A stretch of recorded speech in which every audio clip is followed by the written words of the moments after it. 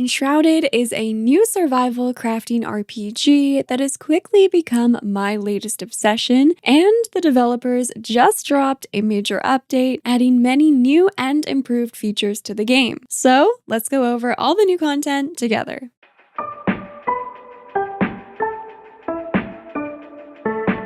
Hello friends, welcome back to my channel. I'm Sarah Sunstone, and today I will be going over what you can expect from Enshrouded's latest update that is available now. Excitingly, many upcoming features that the developers shared in their recent roadmap have already been added in this update, but if you're curious to see what else is on the horizon for the game, be sure to check out my roadmap breakdown video to get yourself up to speed. But otherwise, without any further ado, let's get right into it. Most notably, the biggest part of this update is the Hollow Halls, a new set of dungeons that sound like they will be no joke. We have been warned to prepare well, bringing our best food items and even campfires to rest during our exploration. You'll probably also want to make sure that you're happy with your armor stats and skill point allocations before tackling these challenges. The unique Hollow Halls dungeons will be found in each biome, with new enemies and challenges corresponding to the level of the biome they are found in.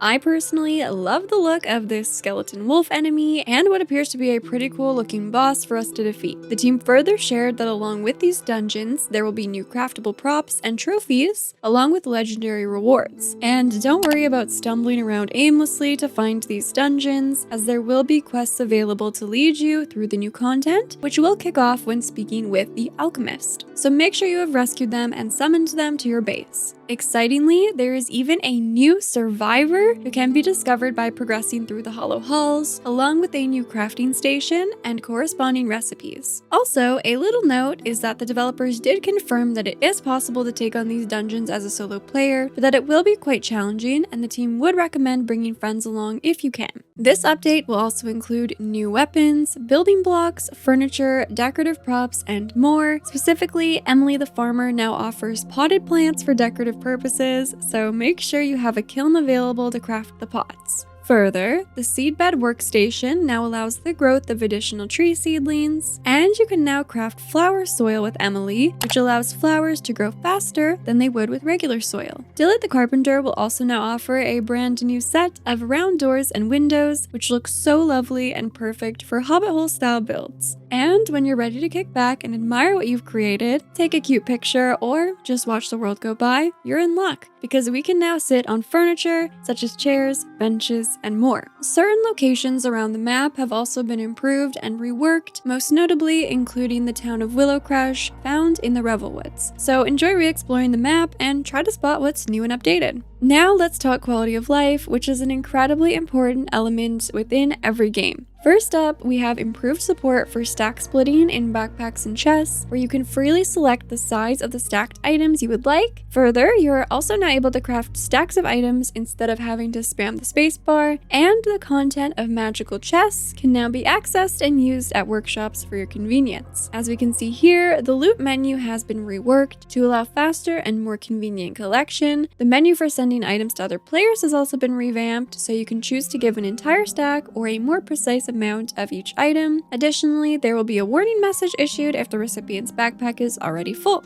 And speaking of playing with others, a ping function has been added to the world map, allowing you to point others to a specific area when playing together. So if you want to mark a spot for a meetup, this will be perfect for that. Of course, we also have plenty of technical, stability, and performance improvements, along with a whole slew of other updates. If you'd like to read through the very detailed patch notes at length, I will link them in the description of this video, but let me just go over some of my personal highlights based on not just my experience with the game, but also your feedback. First, the option to switch off micro spiders has been added. However, big spiders still remain, and based on the feedback I've seen, I'm hoping the team might consider an arachnophobia mode to be implemented in the future. But this is a step in the right direction. Specific adjustments have also been made to a lot of the individual skills, so if you're curious, I would highly recommend skimming through these changes to see if any of them apply to your unique character build. Now, the next one is important for combat encounters. Beware of improved enemy jump behavior. I myself have definitely used height to my advantage to catch a break from enemies, especially when being swarmed, but it seems like these days might be behind me. Now we've also got a few tweaks for the glider. Most notably, the keys for jumping and gliding can now be separately mapped, but also several issues where the glider would be triggered unintentionally when trying to jump have been fixed, and reaching ledges at the intended jump height is slightly more forgiving, so I'm hoping the combination of all of these 3 updates will minimize my number of faceplant and fumbling incidents. Also, how lovely is it that a new music playlist has been added for Pikesmead Reach, as well as when in combat with Enshrouded areas. And finally, for my personal highlights, certain fireplaces that didn't offer the option for cooking or didn't give warmth for resting have now been updated, so I'm happy about this. I thought certain fireplaces just didn't want to give us anything, but it's nice to see that this has been adjusted. So there you have it, friends. That's almost everything you can expect from Enshrouded's new update, at least the most notable features, along with plenty of minor ones. Now, looking ahead to future updates, the developers shared that their goal is for each to include a mixture of new content, new features, improvements to existing features, along with usual fixes and polish, which sounds very promising and exciting to me. As I've shared multiple times on streams, Enshrouded's early access experience is honestly one of the best, if not the best, I've personally ever seen or experienced. So I definitely have high hopes for the future of this game and would very much recommend getting into it if you're at all interested. But let me know down in the comments what you're most excited about from this update, which new feature you just have to get your hands on right away, what you're hoping to see in future updates. Anything and everything, you know I always love hearing from you. Please go ahead and shine the lovely like button if you're also very hopeful and excited for the future of Enshrouded, just like me. And with all that being said,